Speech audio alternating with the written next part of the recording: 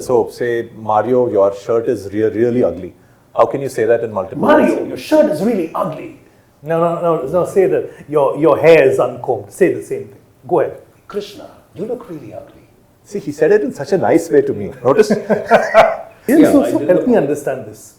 To get selected as a voiceover artist, you just have to read one line. That's it. I mean, for other traits, they have to undergo 3 or 4 rounds of grueling interviews. But for a voiceover artist, it's like just that one sentence. Can talk like Mario. And I have always been able to. But imagine whether you can talk like this. Whether Mario can talk like this. And how long can you talk like this? I don't think I'll be able to talk like that. My head is still blown by this. You said it off camera. Anaconda. Anaconda, yeah. Anaconda is because ane means elephant in Tamil. Yeah. And kolre means to kill. Yeah. And it's a snake that can kill an elephant. That's why it's called an anaconda. Such a huge snake. That Old Thursday is Thor's day. Thor's day. Oh. The Friday is Freya. That's God's Thor's mother. And we come back to Saturday. Now the fun part is Saturday is Shanivar. Shani is Saturn. Yeah. Pineapple Podcast Episode 8. It is our pleasure today to host the enigmatic, dynamic, charismatic Cyril Paul. Why did I use so many adjectives? If you ask him, he'll probably tell you the meaning behind each and every one of those words down to its bare bones. A voiceover artist, an etymologist, a finance professional, a tour guide, and a historian. Stay tuned to hear about things you've never even thought about. Why is Monday called Monday? Let's find out.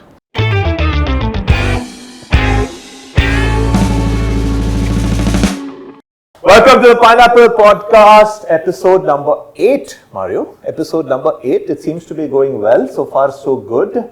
We are enamored today. And I'll tell you why I use that word. We are enamored by the presence of Cyril Paul John. Hello. As we all like to call him PJ, because you will find out later on in the show why we call him PJ. Cyril, we have met a grand total of, I think, 3 times, face to face. Grand total. Have we? The eloquence, we went once, we met at a meeting once, and we met, and when you were hosting, we met once. Right, yes. I had no idea you were a voiceover artist. When did you realize that, first of all, you had a decent voice? At what age? Well, this is going to surprise you because when I was a kid, when I was about 12 or 13, my voice still hadn't broken. People actually, they pick up the phone and say, "Hi, man," when I would pick up the phone. And then I had no idea what to do. So someone told me that screaming was great. Just scream. Just close the doors and just scream. Maybe I had the genes or maybe I had the lung power. My voice broke.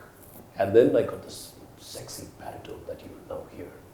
And I come from a very middle class Malayali family. But my teachers in college, I went to HR college in Bombay. Teachers, at that point of time, this was like early 2000s, they said that FM radio was coming out. They said, you should be on FM radio. At what age? I was in college, so what, 19, 20? Yeah. So you had this voice. Did you not try singing? I tried, and then we used to live in a village and all the cows ran away. So I don't think that never tried too well, right? See why I said PJ? There you go. Never tried singing, no. So before your voice cracked, did you try singing in the choir? Falsetto? No. Because it does, I know, you need that. I never tried that. Okay. Never tried that. Never So in school itself, people realized that you could be someone doing shows on FM. Yes. And you decided, yes, let me listen to all of them and pursue a career in finance. Yes, I actually, kind of. In college, that's a time of, I think, Star TV and stuff. Satellite television. And this is not your time. You may not remember. Yeah, Star this TV, is maybe like... Thank you. Yeah, 20 years before you were born. And we had this show called Phil Donahue Show. Oh yeah, Donahue Show. Donahue Show. So I used to watch him interact with people. And then I was like, wow, this guy does a good job. And I wanted to be a talk show host as a kid. And then came Oprah Winfrey. I was like, wow, you make billions being a talk show host. And then my teachers say that, you should be on radio, you have a good voice, you can carry it, you have good diction. and I tell my parents that, yeah, I want to go on radio, ad agencies. Either I used to write, the PJs, I used to write a lot. So they said that either you be a copywriter or you be in the radio. The teacher said that. So I tell my parents, and they're like, nothing doing. Because we are middle class Malayalis. My parents were bankers, senior bankers in Reserve Bank, son of regulators. Said only drug addicts go to ad agencies. Sorry to all the ad agency guys. My parents used to think that only drug addicts joined ad agencies. And I could not be a drug addict. Therefore, I had to do something meaningful and respectable. Therefore, banking beckoned. I became a chartered accountant. I keep telling even today that I became a shattered accountant. And one thing led to the other. Now, fast forward a few decades, and it's COVID. We're all sitting home. I'm a private equity guy sitting home, handling meetings, Zoom meetings, and everything. And an audition pops up on social media. Audition for an ad. Okay. They were looking for artists. My wife said, "Why don't you just try, apply?" And I did, and it clicked. What is the audition like? What do they ask you to do? Read this particular line. One sentence? One sentence. That's it? Yeah. Damn. So, okay. and they kind of, they make you read it in multiple forms, multiple takes. Say that, say that with great energy. Example, so say, Mario, your shirt is really ugly. How can you say that in multiple Mario, words? your shirt is really ugly. No, say that. Your hair is uncombed. Say the same thing. Go ahead. Krishna, you look really ugly. See, he said it in such a nice way to me. Notice? Krishna looks very ugly. Yeah. So you did the audition. I did the audition, I got selected. So how long from you doing the audition to getting selected? How long? The same day. Really? Yeah, so help me understand this. To get selected as a voiceover artist, you just have to read one line. That's it. I mean, for other traits, they have to undergo 3 or 4 rounds of grueling interviews. But for a voiceover artist, it's like just that one sentence. I mean, so in this case, I think the budget was way too low. I was paid in 3-digit numbers. So I guess I kind of. But 3-digit numbers per hour, right? I mean, it's on. Yeah, for that, yeah. I mean, to read one line, you don't need 1 hour. So it was just kind of one of those things. So I think luckily for that dubbing director, I was cheap. And luckily for me, I got a break into it. And then he started putting me in touch with other people. And gradually, I started circulating among all the some of the ad agencies. Let me not even boast about it. And then one thing led to the other. The brands move up. So we all start, our dad started the Maruti. So you're saying one thing led to another. You started in 2020. We're still in 2024. Yeah. In 4 years, you've gone from reading one sentence to now what's the latest thing you've just done? I've done audiobooks. I played a villain in a certain movie that's yet to be released. The audio villain. I voice a certain character. You can't reveal yet? I can't reveal. Okay. Can we guess? Can we guess? No, let's not go there. Yeah. I think he's Raka from Chacha Chabri. I neither confirm nor deny. Yeah. So you're already doing voiceovers for a movie in 4 years. Yeah. Right? Now you're saying that one thing led to another. Yeah. What are these things? I have to ask. One thing led to another. So initially you start doing e-learning stuff, which is basically you read a textbook or you read if the manufacturer of this cup wants to talk about the process, how this cup was made, then it takes, where he got the clay from and this and that and the overall processes that goes. In a video, you would be the background voice. I would be the background voice. Okay. From there, you move on to reading, academic stuff or audiobooks, or then you do ads left, right, and center. Now, the fun part is if you do the outro of an ad, there's an intro to an ad, then there's an ad body. When the intro would be, have you ever wondered about something that's happening? Then we show 2 people talking, their problems, and then the voice comes again. So this is how you can solve that particular thing. And then you introduce a product. Then there's an outro, thumbs up, Tufani Thanda, that's the outro. So each of these have got different price points. So you move through these price points, so to speak. And you learn to charge your price as well. So you need to have, they say that actors are born and actors are made. I say it's a mix of both.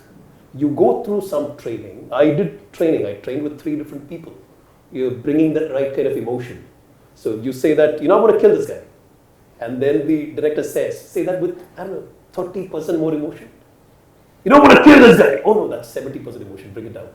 Okay. So you need to kind of figure out that numerics at some point of time. Ye bol raha hai 30%, ye bol raha hai 50%, ye bol raha hai. It's pretty much up in the air, but you kind of, with enough number of, with great practice, with enough number of auditions, you realize what exactly they're asking for. If you have to do that for one sentence, how long does it take you to do an audiobook? Audiobook, well, the ratio is 1:6. For every 1 hour of produced content, there is 6 hours of background work that goes into it. Whoa! So a 20-hour audiobook is insane. 60 hours of work. There are people who can do it in one shot. There are people who can do a 20-hour audiobook in maybe, 30 hours, 40 hours. So let me try and understand this. Let's say you have to provide the voice, background voice. You have to read the audiobook, The God Delusion by Richard Dawkins. I mean, it's just reading out content. Or do you have no emotions there? There's no emotions, right? So in this case, it's pretty straightforward. But when you're doing fiction, right? When you're doing fiction, I'm guessing there you'll have multiple takes. You need to read the entire book. You need to figure out the 17, 18, 20, 51 characters. You need to decide their personalities. You need to give them a voice. Okay. So, character A may have a squeaky voice, or character B may sound like Mario, and character C may sound like a ruffian. Let's not name the person.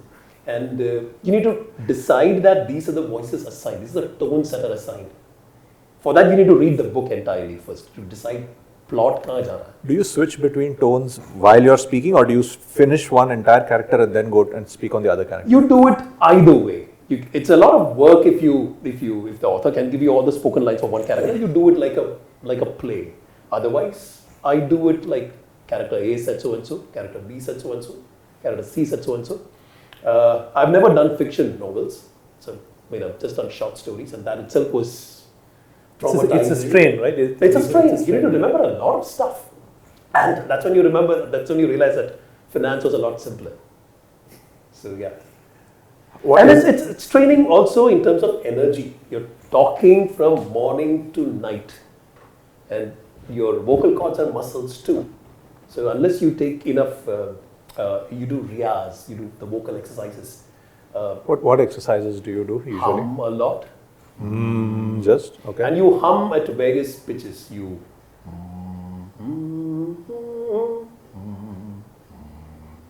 The lower you go, the better baritone, the resonance your voice has. How long do you do this for? You're supposed to do it. How long does an athlete exercise? It's up to him. You do it half an hour, 45 minutes? On a good day, and I've not had many of those, I do it at least 4 times. Each of them, 10 to 20 minutes. Or whenever you're on a break, whenever you're between. So, in the morning, you're doing a documentary. This is Dharavi, the largest slum in the world. Next, you're going to do an ad for Sprite, high energy.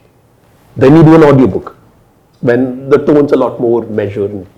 And then you jump to something else. Your voice can't take all of that unless you do that. Do you do that? Do you do different things on the same? What all have you done in one day? Which was the most painful? In fact, the reason why I stayed religious about my exercise was I never used to do that. And then I ruined my larynx because I was putting additional pressure, extra pressure. You wake up in the morning, you do an ad. You do a high energy ad. You do a vehicle ad, power, this and that and all of that. You jump to e-learning, then you jump to kids content. In kids content, you need to be really animated. Right. And then you flip back to because finance guy, you need money on the table. You have a certain clock ticking in your mind. How much did you make? How much did you make? How much did you make? You're always comparing with your corporate job. Your billing is hourly, right? By the minute. By minute? Yeah. So in voiceover, you bill by minute or by second. In ads, it's all by second. By content created minute or by minute? Just whatever long you're in the studio. It depends on the kind of contract that you have. Usually in terms of audiobooks, it's PFH, per finished hour. Okay. So again, there are different price points for all of this. For an ad on TV, a national TV ad, you charge, whatever that you charge a certain healthy sum. You can't charge that per second for an audiobook because It's it's only- ridiculous. So you're saying per finished hour, and you said 1:6 ratio.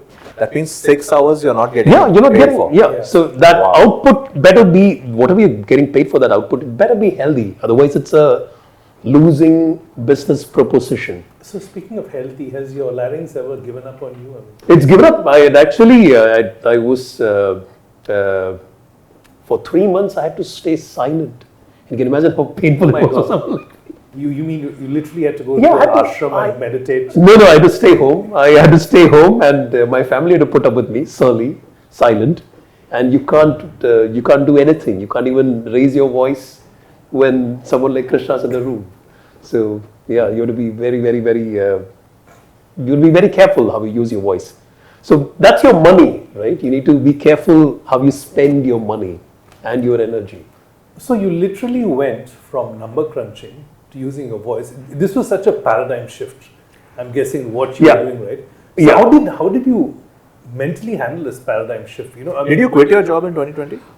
I quit my job in 2020. So I was doing this. I quit my job in 2021. So I was- 1 year you did. 1 year I was doing both. I was recording at night. I was working during the day. I was HOD at my head of department at my workplace, which means I had to be there at 9:30 in the morning. Ad agencies work at night. Therefore, I was handling 2 jobs. And you go to office looking like a ghost, feeling like a ghost because you haven't slept well. Then I realized that I wasn't doing justice to either. And then comes that famous decision whether you choose one over the other. And I decided to give, that's when the entire teachers, All India Radio, all those conversations came back. Maybe I should give this a try. And then again the question, so who pays the bills? You're accustomed to a certain salary belt. Then you need to see the financial side of things. And it was a difficult Does your wife decision to work? make. She works, yeah. Okay. Family was very, very understanding. Immediate family. My parents were absolutely shocked that I was quitting a high-paying job to do this. And my dad was very sure that I'd gone crazy. COVID had hit me in a way that they never thought that it would. He decided to take the next flight to Bombay, come and give me a yelling of my life. But the day before that, my ad played on TV. Which ad was this? This was something for UNICEF.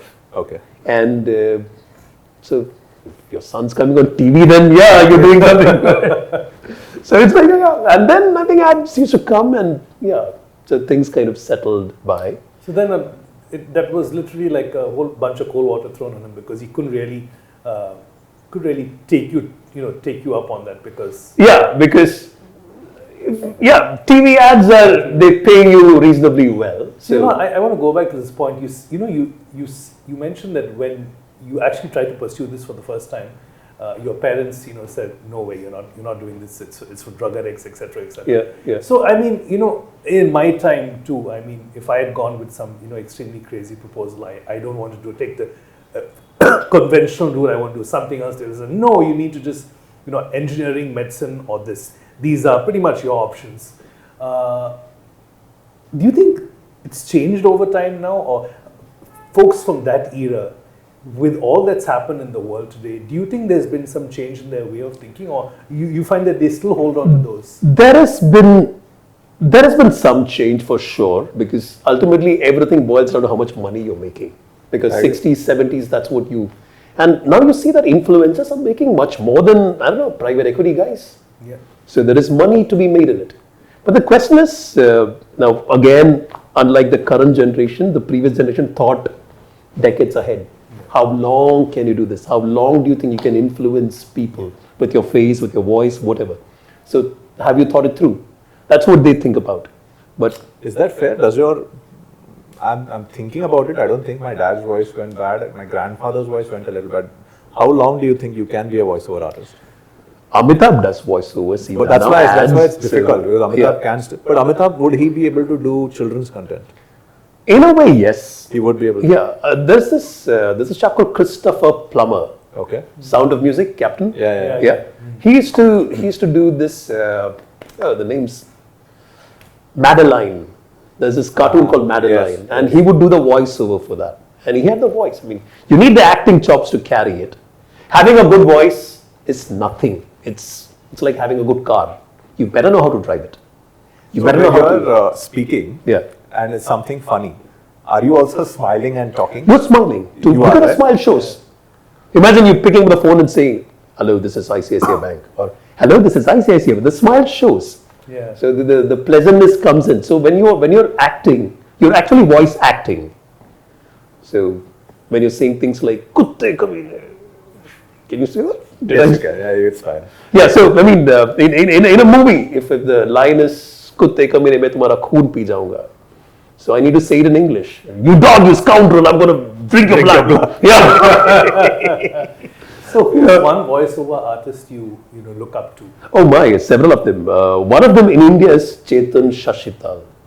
Haven't heard. You have heard him. Trust I me. have heard Yeah, him, you have okay. heard him. Pick any 10 ads that you can think of. He would have done 7. Mountain Dew.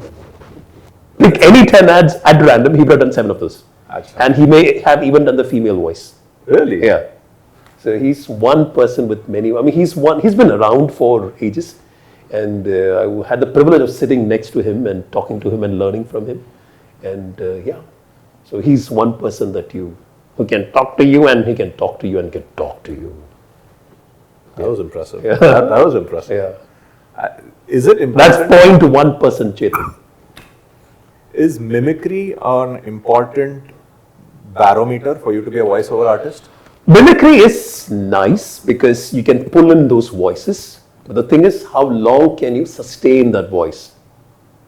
How long can you sustain? Because some voices are very hard on your throat because you're not naturally built for it. Mario, we can probably make our, the utterances a little more stylistic and we can talk like Mario. And I have always been able to. But imagine whether you can talk like this, whether Mario can talk like this. And how long can you talk like this? I don't think I'll be able to talk like that. No, That wasn't bad. So here's does mimicry have a long-term impact on your? yes and no. The research is quite contrasting on this. But I think if you practice enough, if you make those muscles contract and expand at the right places, then you can. It's all a muscle game. So the more you train yourself for it, if you're naturally born with a gift for voices and you just sit on that, you're setting yourself for doom because you will.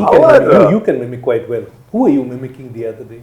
You. I like No, mimicking you a lot. You mimic.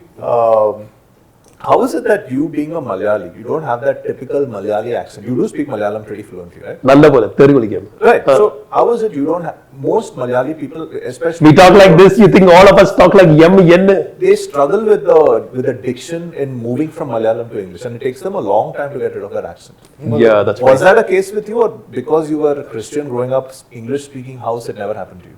I'd like to say that I'm sure that you haven't heard of this gentleman called Shashi Tharoor. Yeah. Yeah, so I think diction is something that you pick up. Diction is something that you learn Can how be to. taught? It can be taught. You pick up. You learn. You listen to BBC. You listen to Mario, and or you listen to someone else whom I shall not name, and you know how to avoid. I think he's talking about you. I'm Voldemort today. Okay. So yeah, it's something that you pick up. I was privileged to have this English teacher. His name was Theophilus Verghese, and we used to call him Theop. Yeah, and this gentleman, he would make us stand up and read. He had this interesting way. He would turn around and he would say 1, 2, 3, 4, start counting, and we had to pass our English textbook. Whenever he stops, the person with the musical chair kind of thing, the person gets up and needs to read for the rest of the day. And he used to say that if you're speaking English, you should sound like the English.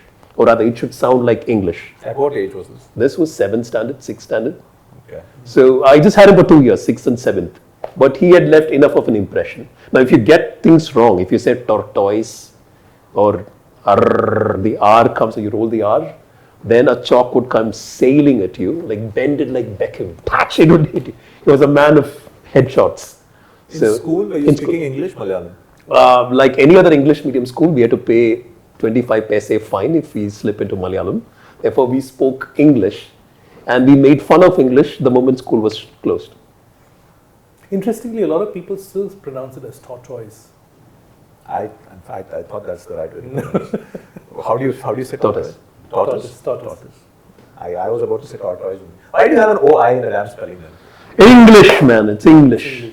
I saw this thing on Insta recently where this comic, credit to whoever it was, he says the English language is so annoying because unfortunately someone else gets credit where I should get credit. I went to a club, I'm dancing crazy. I dance, he dances. How much is that guy dancing? Why is he dances? Yeah. It was so funny, I never thought of it. I eat, he eats. How much is he eating? Yeah. I dance, you dance, we all dance, He but dances. he dances. Why? That's a good one. He's a South American comic, I think. Yeah, and he does it with so much emotion. Why? How much is that Guy dash dancing. dancing? 600 people dance, but he Dances. English can be a very interesting language. Yeah, when it yes, wants to be. yeah.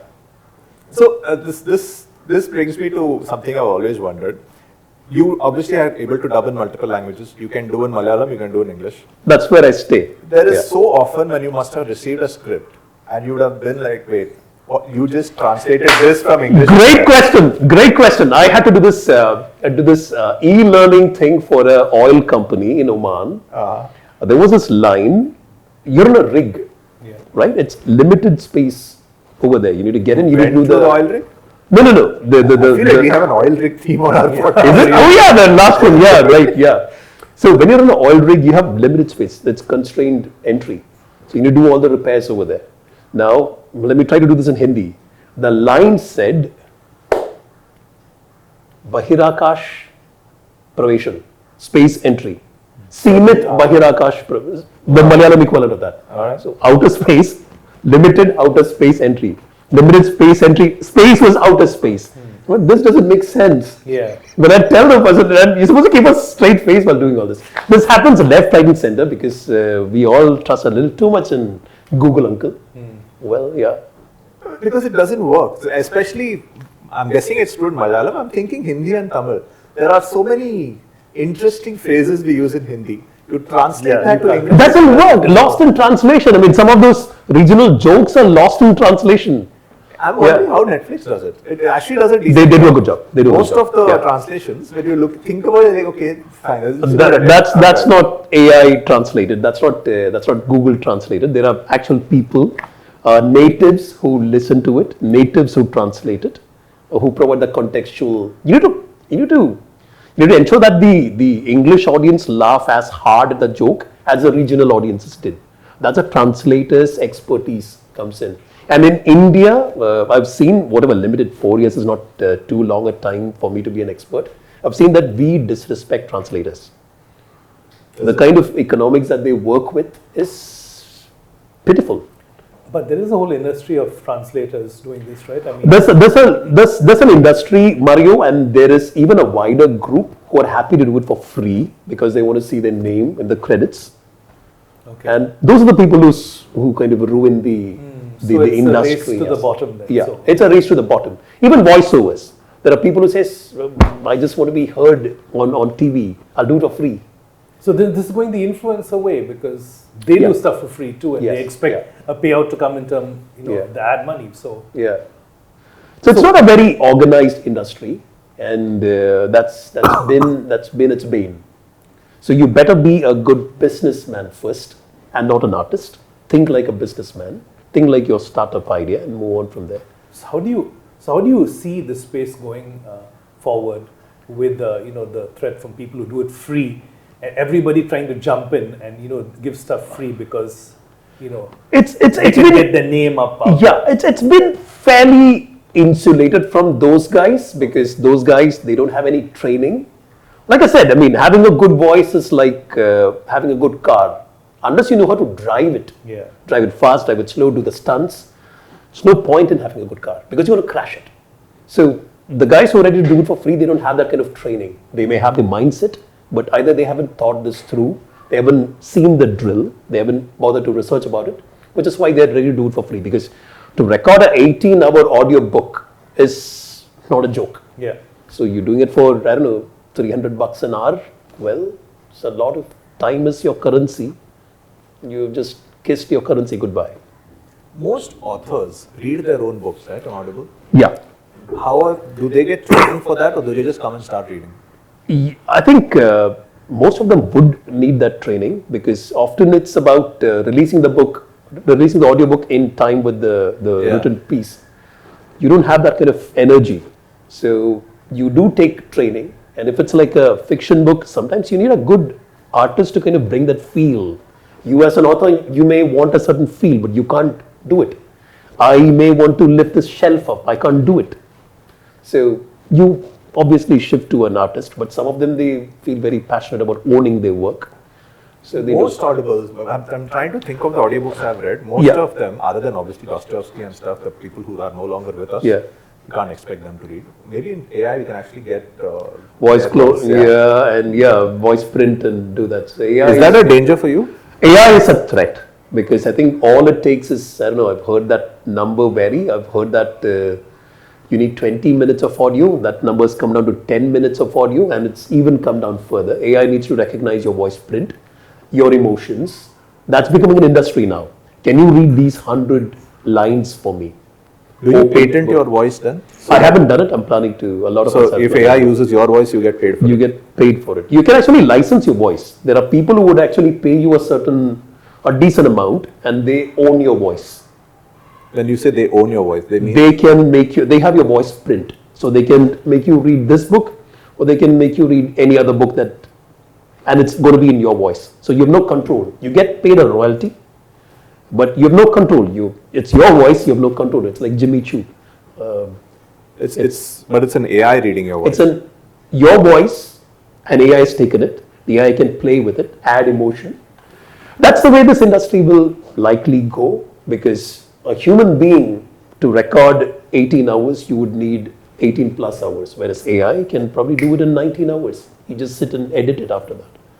So, yeah. So then we're talking about, the scenario you mentioned, we're talking about returns you get are probably going to diminish over time, because... Or increase. If his voice gets licensed. If it gets licensed, the more people who use it, right? So the percentage will come down, but it'll get spread out over many. The volume will go up. That's increasingly what I find that this industry is getting to, at least in the West. In India, we're a lot more protective of. It's the old artisans, the weavers, the hand weaving industry in India, and then machines came in. The machines could do it cheaper, quicker, more efficiently, whereas the hand weavers would do a lot. They would put their heart and soul into it. You might hate me for this, but I'm thinking in my head, I like listening to audiobooks. There are times I'm listening to an audiobook and feeling like, man, this guy is not doing a good job. I wish Stephen Fry had read this. Yeah, I would love it if on my app, I can select who should read voice should be there. And I click and I see, Stephen Fry option. I'll select Stephen Fry, and now the audiobook is in Stephen Fry's voice. We are actually getting there. You can actually listen to Stephen Fry, read it in a Bengali accent. Really? Read it in a Malayalam accent. That's where AI is taking you to. So in 7 years' time, you'll have Tom Cruise say, "Yenna Raskala minded." So, can we have Mario say that? What? Yenna Raskala minded. Yenna Raskala minded. Yeah. But he's from Hyderabad. Doesn't have a Hyderabadi accent. Hyderabad mistaken. No, please, I'm from Bangalore. No, I lived in Hyderabad for like 6-7 years. No, not even a trace of Hyderabadi accent. Yeah, that's not even a trace of Bangalore accent. Where is he from? Yeah, that's my dream to hear him say, "Krishna Mia, so nice to see you today." Krishna Garu. Krishna Garu, Yeah, never happens. Yeah. Just does not happen. Garu. Do Cyril Garu for me? Cyril Garu. No. I can't do it. No, it's... So this is what happens when AI takes over. Like it can't get the authenticity of the natural. So, if you see somebody like Seth MacFarlane, Family Guy. Yeah. Family Guy. Say his last name again. Seth MacFarlane. Okay, you said it faster. You enunciated his name clearly. The middle syllable. If you've heard of Seth MacFarlane, that's how you said it. Seth MacFarlane, right? And he does Peter in Family Guy. He does everyone. He does Peter. He does a lot of voices. Peter looks alarmingly just like you. Sounds like you too. Oh, thank you very much. I appreciate it. Not bad. And he goes, Lois. So thank you, a Lois. voice I like appreciate that is so difficult for AI to clone, because no, AI can easily do it, because AI listen to that voice print. AI doesn't need to worry about which muscle do you work to get that voice. It's heard that output, it just copy paste. You know which pixel to shade what color to get the Mona Lisa there. and I can get Mona Lisa out in one day. Forget the number of years that Da Vinci took. So I tried to do it, but what I struggle with is switching the voices. For example, if you're looking at, I don't know if you remember Popeye and Olive Oil and Blue Rock. So, the Popeye. but if I'm doing that and I have to now have a conversation between Olive and Popeye, so it's like, good to see you. How are you doing today? Hello. Now switching that voice, that there is at least a 0.5 to 1 second transition, which I'm not able to accelerate. There would be, because you need to again switch it. So the really like a Chetan can actually talk. Suresh Menon, you guys have if Suresh Menon is sitting in this podcast, you would easily believe it, and if it's an audio podcast, believe there are 18 people sitting here. Because I've seen him have this conversation between Tendulkar to Amitabh to someone else to angry Ganeshan and all that. In the span of a second, he flips his voice. That's brilliant. Yeah. And it's such an, I always tell Mario this, the easiest humor you can ever do is mimicry. Because you don't have to be funny, you just have to be able to mimic, you get the laugh. Mannerisms and it's difficult to do, Yeah. but compared to other humor where you have to think of a joke and make people laugh, if you can catch someone's mannerism and something that's really small but you've caught it and you start exaggerating it in your mimicry, it's the easiest way to make someone laugh. Like, this guy does it. Someone's mannerism. Yeah. And you can, what is it? Exaggerate some mannerism. Was trying to do a Krishna and I bombed. Malayalam, school, private equity, what a jump, CA, private equity, voiceover artist. How are you such a big historian as well? The other day we were walking, we were on that auto and you told me about this bridge. First of all, what was that bridge? Just tell us. How did you know? Where it's pretty much written on the bridge. No one reads what's written on a no bridge. one reads. That's the problem. Curiosity. I don't read. Yeah. So tell us about that bridge first of all. So this is the Tilak Nagar bridge. This is the it's what bridge? Is there a bridge here? The SCLR that bridge one. that comes over right over Kurla. It's called Shahid Kostubrane. It's about a martyr, about a soldier who gave his life at the age of 28. Okay. And do look up that story. I don't know which camera do I look. Do look up that story because it's a story that we all should know. Shahid Kaustubh Chandra. Yes, Kaustubrane. And Kaustubrane, sorry. His wife is a captain in the army. He was the only child of parents. And imagine when you're 28 years old, you lose your child. It's a story that we all should know. It's a story that we all should know. So why is a bridge in Mumbai named after him? Because he was a Dahisar boy. He was a Dahisar boy. Yeah. Okay. Yeah. So how did history, now is history something, I'm guessing one of the things you would love to do as a voiceover artist is read history. Yeah, documentary, yes. Be a documentary artist. That's the dream. That's one of the things that you enjoy. So, the history that we all had in school is not history. It's I agree. Story. I agree. His and her story. And then when you but maybe when you're kids, that's what you need to keep kids sitting in class, right? Because we most get of it was too wrong. technical, people will just like, ugh. Most of it is wrong. That's the sad part that we're realizing today. But Most of the history was wrong. Written by the winner, right? I mean, Not the winner. Like in India, who was the winner? Like I just recently started reading this book by Vikram Sampath on Tipu Sultan. I want to spoil it. Read it, and what we knew of Tipu Sultan and what the book is telling you about Tipu Sultan. Insane differences between the two. I'm quite sure there are people who will have a problem with that person's interpretation of history. It's all from Tipu Sultan's own. It's all reference. it's all referenced. So that's a good thing. Nowadays, historians actually go through the correspondence. So history is written by the winner. Yeah. You rarely take into account what the ruling kingdom says. Yeah. So how do you do this? William Dalrymple, those people, they actually refer to correspondence. What did Krishna write to Mario about what's happening in India in 1857? And they piece the situation together. Yeah. That's the kind of depth that people do, because you want to be correct, not politically correct. You want to be correct because we all learn from. How did history start? How did history of Mumbai start to hit you so much? Well, I just started. If you walk by Baikala, there's Gloria Church. There's a flyover there. There's an iron statue. We call it the iron statue of a certain gentleman. Okay. They call it the Khada Parsi statue. Okay. And I used to wonder, who's this gentleman? Who's this Parsi? I didn't even know that it was called Khada Parsi. They call it the iron statue. Then you start looking at all the found. If you go to Fort, you see all those statues of JJ and Gokhale, Dadabhai Navroji, we all know. But there are these other statues over there. What are these people? Who are these people? Then you kind of realize that Bombay was made by certain founding fathers. Oh yeah, JJ Bridge, JJ Hospital, JJ School. Who's JJ? And then you start reading. You start who is Googling about the biggest billionaire in historical Bombay. JJ. What's his full name? Gigi Bhai. Damn, this is bad. Jamshedji Gigi Bhai. And yeah, I didn't know. I walked by JJ Hospital. I never even thought to think why is it called JJ? David Sassoon. So another person. So we start wondering who are these people? What do they do that their names are like literally etched in history? So I started doing a Wikipedia. I just started reading more and more. The more you read, the more you realize that you don't know. These people are not covered. Any statue you see, any bridge you see, it's named after a person, immediately Wikipedia. Yeah, who is this person? Who is Elphinstone? Why is Elphinstone Road Elphinstone Road? Why is it Elphinstone Road? Lord Elphinstone. There were two Elphinstone. They were generals. I mean, they were governor generals of India, uncle and nephew. Look at the genetics. And the senior Elphinstone, he used to travel on 2 elephants. One elephant, he would come in. The other elephant would carry 10,000 books. And the senior Elphinstone was, he loved India. He loved Indian literature. He loved Indians. And I think there was a battle. I think it's the Anglo-Maratha battle. I'm not sure. I'm not very conversant with the history of that point of time. When the siege happened, his library was burnt. So a lot of books were burnt. But that's a kind of, if you need to have a bridge or a building or a road named after you, you're either a very powerful person, or you're a very influential person, or you're a very beloved person. There's a MG road in every single...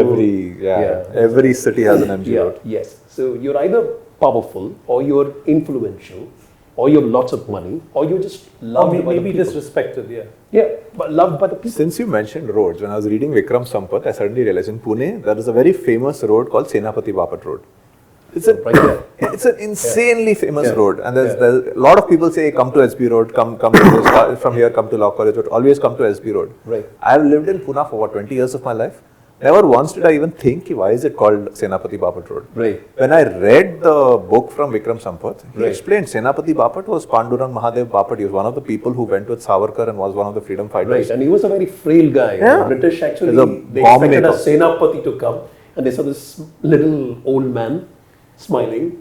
It's so embarrassing. It's so embarrassing. And that's when I suddenly realized, okay, this has to change. Yeah. And I think you gave me a good idea. I've never done this before, but now if someone tells me take this bridge and it's named after someone, let's quickly look it up. Or if you want an easy way to do it, this is where I do a product plug, because they do a very good job. There is this agency called Khaki Tours. Yeah, it's Khaki stands for... I was about to ask you, when did you join Khaki? So I joined Khaki about 2 years ago. I'm not part of Khaki right now because voiceover work, you can't go on the street and start talking all day long and then start recording a luxury ad. So I miss Khaki, but the time that I was part of Khaki, it was like insane. The kind of history that you learn about. You learn about the Nana in Nana Chowk, and you should look up who's the Nana in Nana Chowk, who built the town hall. And there are these little monuments that are being chipped away. So Khaki does a good job in talking about these monuments. It's run by this gentleman called Bharat Kotoskar. So is Khaki Tours voluntary? Is it voluntary? It's voluntary. You can write and they'll give you study material, and then I'm thinking of joining. You need to actually prepare for an exam. Okay. They train you. They conduct examinations like a proper course. You need to keep an insane amount of detail. Okay. You need to remember the architecture, the cultural scene, the food habits of Bombay, and all of that, the history and everything. Even if I fail, I want to just take the exam, It's just to get access to the knowledge. So what's the outcome after you do this? What happens? You become they have this annual program called the Ambassadors of Bombay. So I was the AUM 2023. Oh, okay. And you go through this rigorous training for 6 months when you literally sitting and going through history and culture and everything, trying to remember all of that, and you conduct heritage walks. Okay. You see how heritage walks are conducted. It's not just this street is so and so, this is so and so, so and so. It's not that way. They have a very interesting way to do it. It's probably one of the best names that you've never heard of, because they don't advertise. They're very serious about their work. It's word of mouth. Whatever money that they earn, they put it into learning more about the city. I did the history. I did the 2611 walk recently. Right. It was, first of all, it was the worst thing ever. Yeah. I mean that in a good way, Yeah, because it's insanely Yeah, detailed, very yeah, well detailed, yes. but you're literally walking the same steps as the terrorist took. So it was very annoying in that way. Gut wrenching. But it was so well done. It was so informative. In fact, they added snippets of Bombay. So, for example, when those terrorists were walking and before they reached the Israel house, that they were about to bomb that petrol pump, right? But before that, there are these steps, and even I could have seen those steps, but it never hit me. Never hit. But that guy told me, you know what those steps are? What this is where this was to be the island of Bombay. So the ferry used to dock there. Yeah. I never clicked. Oh, right. We used to have islands of Bombay. That was a ferry. This was the causeway. This was reclaimed land. Yeah. And just walking, it was a 4-hour walk. It's not a simple thing. They take you for 4 hours all over Bombay and tell you everything they want. And the history of Mumbai fascinates me. Yeah. Because this is one city which just has such an insane amount of history. I don't know if any city in India has this much history. Maybe Delhi, maybe Somnath. Madras? This much? Yeah. What is something that no one knows about Madras? Longest beach in the world. Everybody knows that, right? I think Indo-Saracenic architecture, I think it originated from Madras. The Islamic and the Hindu architecture, the Indo-Saracenic, the Indian and the Muslim architecture, the architecture that you see on Prince of Wales Museum. Oh. I think it originated there. And, there is this fallacy among Indians that we keep on perpetuating on social media and WhatsApp that we are a very peaceful country. We have never invaded anyone. Isn't that true? It's not true. Down south, we have the biggest navies. I mean, we've gone ahead and there's parts of India in Indonesia Sumatra, Indonesia. Malaysia too, yeah. Yeah, so we had a very powerful navy, and someone like Shivaji himself, we would attack left, right, and center. He had navy, right? Because you can. Shivaji never went outside India. He was kind of liberating India. He also had a navy. He was Did he go outside India? No, he didn't go outside India, but he was defending the land and the sea. Yeah. So. I know but the Chola South kings, kings, they went outside India. They went to Sri Lanka and they did. Indonesia too, right? I mean, a large number of Hindus in Indonesia, and they have lots of relics of Hinduism left there. I'm guessing it's because would have come from somewhere from here. Yeah. So, I don't know. I used to think that it's a direct connection from India, but I'm told that it's not. Singapore is Singapuri, Simhapuri, Lionpuri, the city of lions. I used to think that's a very Tam reference, but apparently there is some other local legends as well. But then you find Singaporeans, the native Tamil-bred Singaporean, they speak better Tamil in Singapore than you'd hear in Madras. I've heard otherwise. Oh no! So you still depends on whom you speak to, Mario. So you still call it Madras? Is there a reason? Well, I think we all learned it as Madras. I've never stayed in the city, been there. Would you call this city Mumbai or Bombay?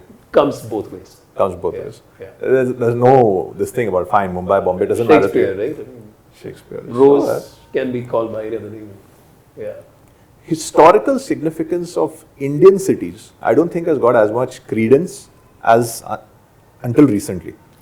Recently, I'm suddenly seeing a resurgence, even on social media, or maybe it's because of my search history, but I'm seeing tons of facts coming out about our own history. Yes. And some quite disturbing ones. I don't know where you feel about this, but where do you stand on religion as an idea?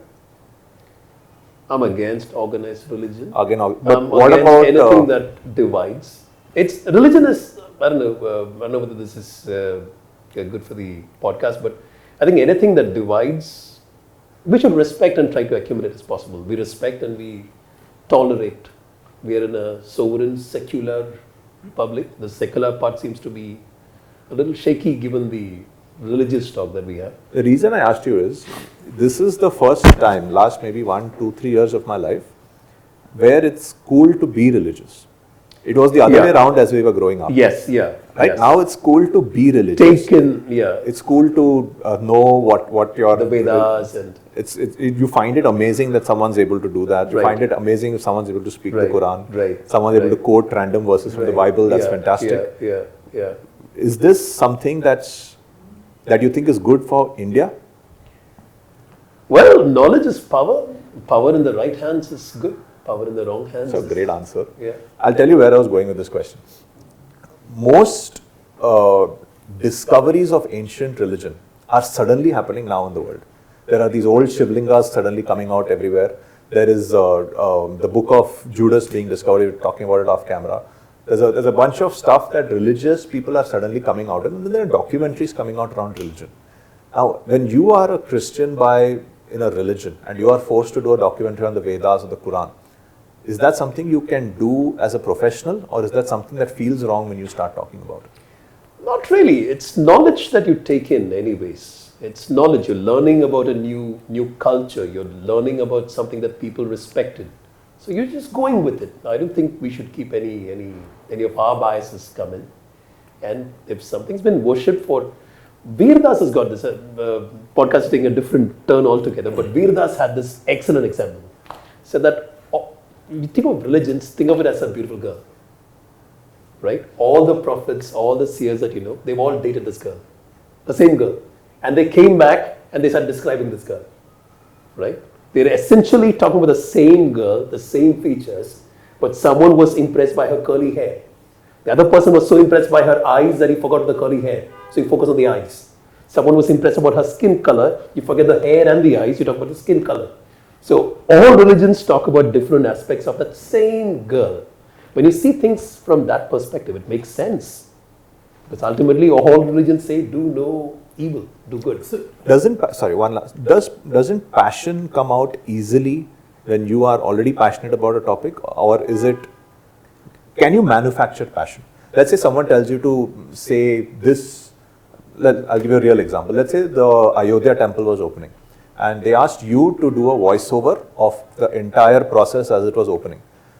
Could you manufacture passion about it even if you're not religious?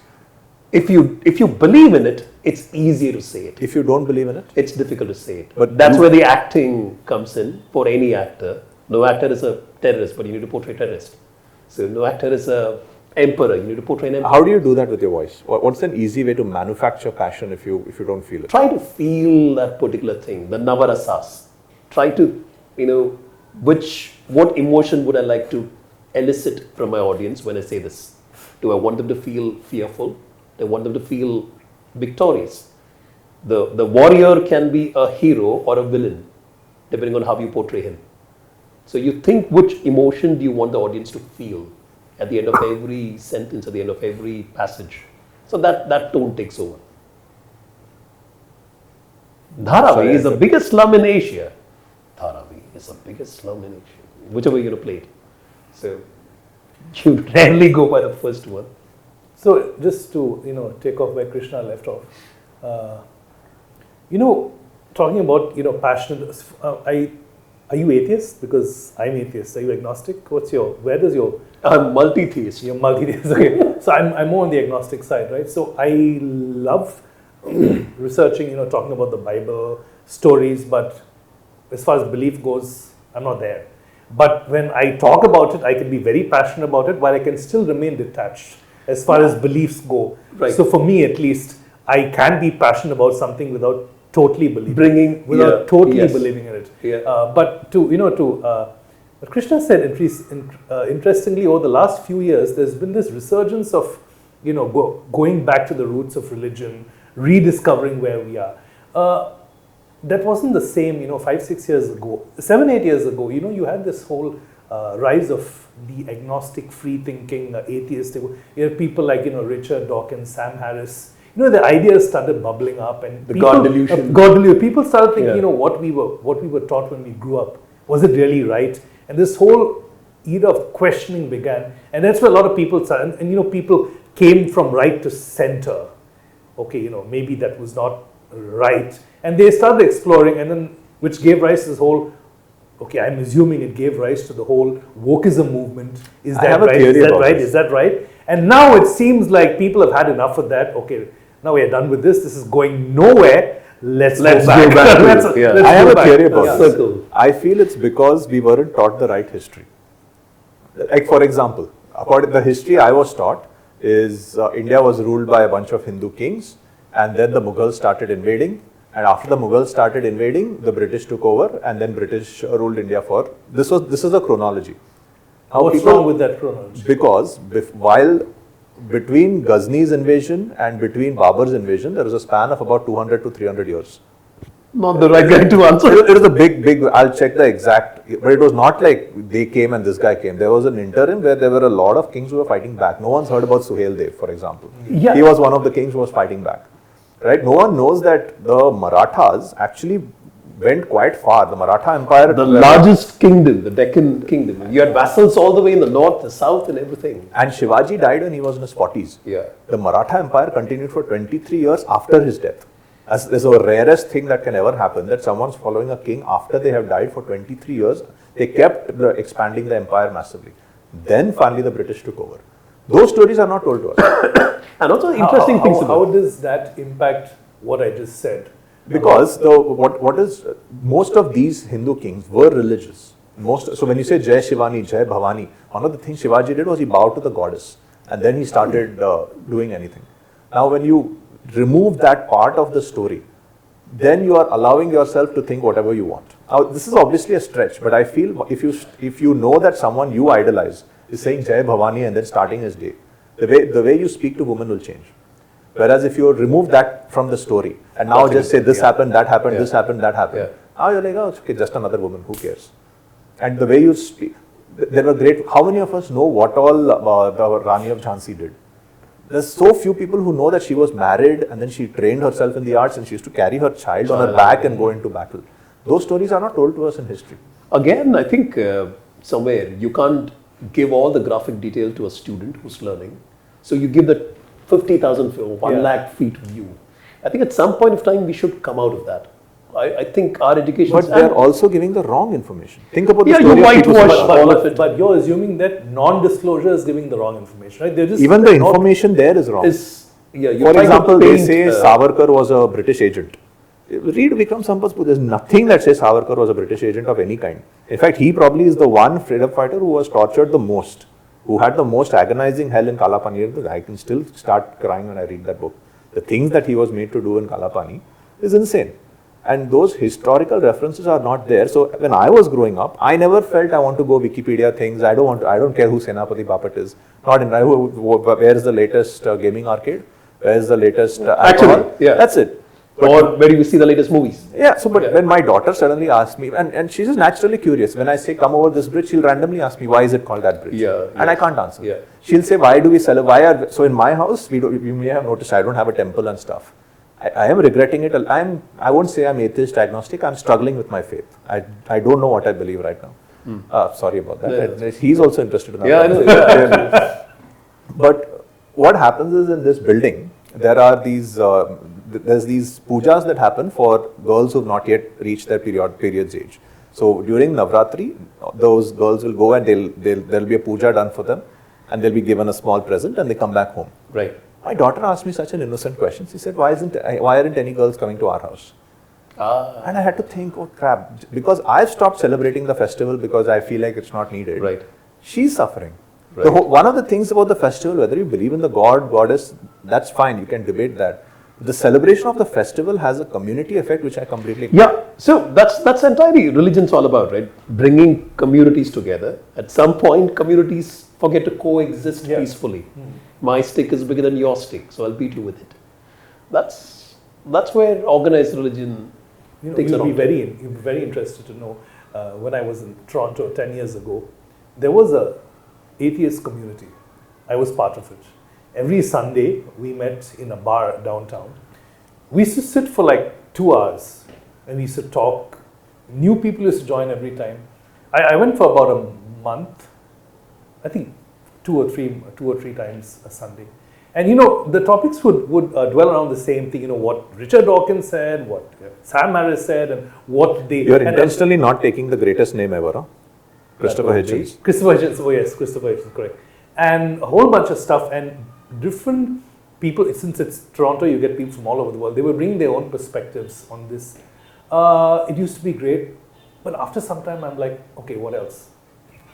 What else? We've beaten this horse to death now. If I go there, I know what is going to be discussed. Yeah. So there's nothing new for me. You heard the record. I heard the record, right? But when you think of it from the religious angle, right, people bring their own personal stories.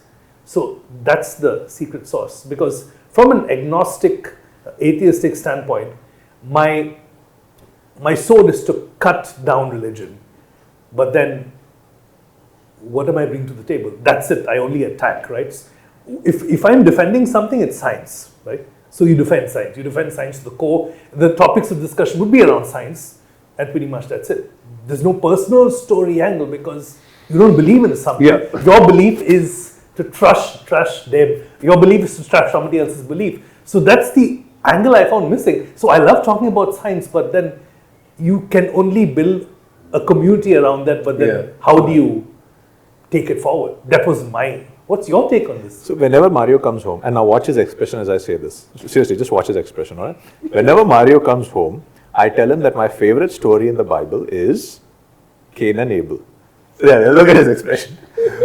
I'll tell you why he has that expression. Because in the Old Testament, Cain and Abel is this much of a paragraph. That's it. This is all the stories. Yes. But when I pointed it out to Mario, that Mario, the Cain and Abel story, what is the Cain and Abel story? Cain and Abel are two sons of Adam and Eve. And the Cain commits the first ever murder because Abel's sacrifices to God are more acceptable. And Cain is like, what the hell, and kills his brother. Yeah. I said that, Mario, the story is so small, but most recently, this story has been dramatized on the big screen. He said, what are you talking about? What are you talking about? I'll tell you who. Bahubali. Okay, I get it. I'll tell you who before that. Yeah. The Lion King. Yeah, yes, you're right. It is such a common story. Yes. And how is it that I am not a Christian? I read the Bible recently just to have a conversation with you. That story, how did it resonate? How is Bahubali resonating with us? Two brothers fighting. How is it resonating with us in The Lion King? Because those stories have a deeper meaning which we've never really thought about. And I'm not saying become religious, go to church, go to temples, fine. I'm just saying those books. Don't dismiss the fact that a book is there. If the book has survived 1,000 years, there is something in that reason. Book yes. That influenced so many people. You mentioned Cain and Abel, and the etymologist in me wants to talk about it's the first power thing to do. Yes. Can, you're able. Yes. And if you look at that in Urdu, in Islam, the names are, I believe, Kabil and Abel. Oh. Kabil ho, you can do it. Yeah. It's. I mean, you take a etymological cut from there. So yeah. Thank you for the great segue, because I forgot that in your LinkedIn profile, the title is Cyril Paul, etymologist. Why is it that, how did you start researching into etymology? Randomly, again, curiosity. Hope curiosity doesn't kill this cat, but it's always curious about words. I think I never thought about Cain and Abel the way he just said. If you're able, you'll be rewarded. If you're so Cain, what would be that? No, it's just can and that's just another way to say it. Yeah. Okay. You can and you're able to. And Kabil and nice. Yeah. I never thought of that. Anyway, I think you make too much ado about the Cain and Abel story. It's a very normal story. Continue. It's such a common spirit that you feel.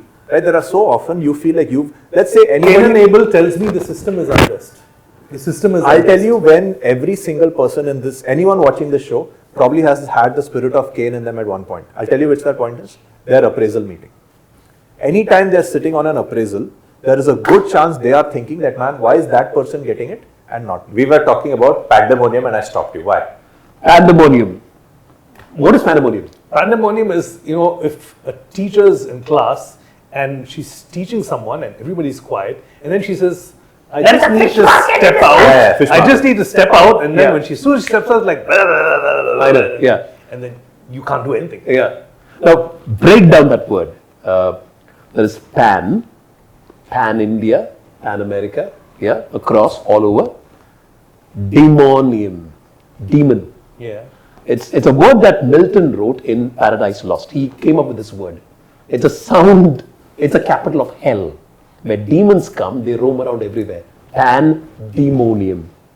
Now, pause there. Now, what's the opposite of hell? Heaven. Yeah. What's the Greek word for heaven? Olympus, yes. Dash of gods. Pantheon. Pan, theo, God. Gods everywhere. That's etymology. Even a simple word you can. You ask me, it's curiosity. You start wondering.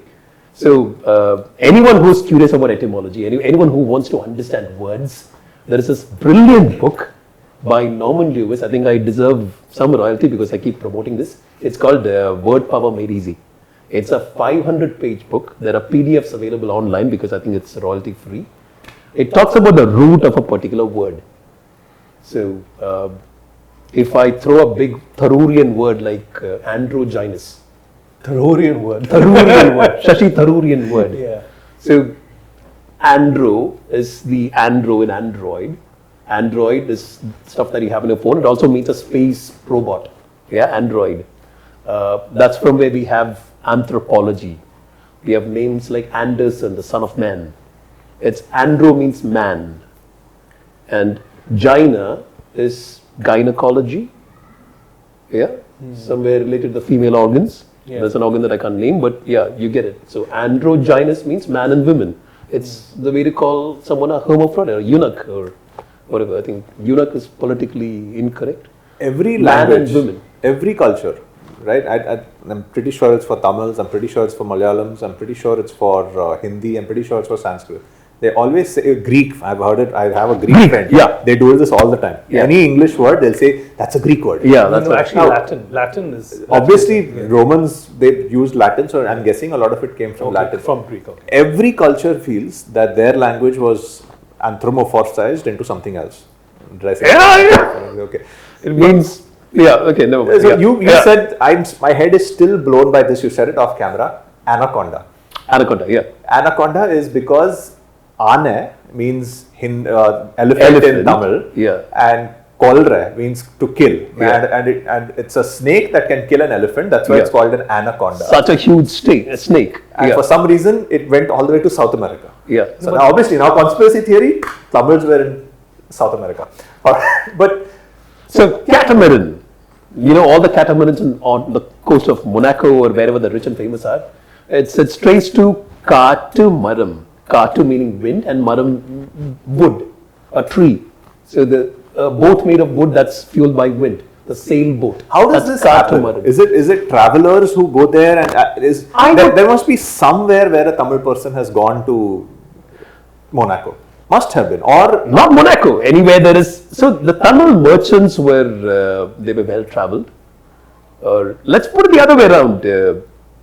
Mango is manga. yes. There is you read this article tracing the origin of what's the Hindi for an orange? Was it Narangi. orange? Huh? Narangi. Narangi? Okay. Yeah. If you say so. I've never called an orange narangi. Yeah, we call it. What do you call lemon in citrus fruit in Tamil? Nimbu. Chi. Naranga? No, naranja is something else. What do we call a lemon in? Obviously, I'm now screwing up on camera. But what is a lemon in Tamil? I forget now. Do look it up. Orange was it was taken off to people discovered it. They take it all the way down to Europe because anything that's here in India goes all the way down to Europe. And orange is actually no orange or there's a how that word came in. It's actually narangi in a different way. On orange, narangi. There's an etymological thread tracing orange to narangi. I was insanely, I'm still in shock about what you said about Singapore. And that you said on camera, but I'm like Singham, and I never thought, because the merlion is there in Singapore everywhere you see. Yeah. I never associate the merlion with Singapore. I just thought Singapore it's like someone who sings. Singer. Singapore, right? I thought it was Singer in Malay means lion. Right. That's a language. That's a language thing. Now, whether that Got an Indian influence or not, yeah. you never know. Yeah, you never know. We have a Singapore in Maharashtra also, you know. No? I've heard. Shani that. Singapore. Let me throw this at you. When we didn't have Twitter and Facebook and phones and everything else, we used to just sit around and look at the skies. And we saw these things in the sky. We saw stars in the sky. We realized that stars move. Then we realized that some stars move together. We call them constellations. And we realized that some objects which are not stars because they were brighter or closer, they also moved. So the Greeks called them planetes. And we have the planets. Yeah.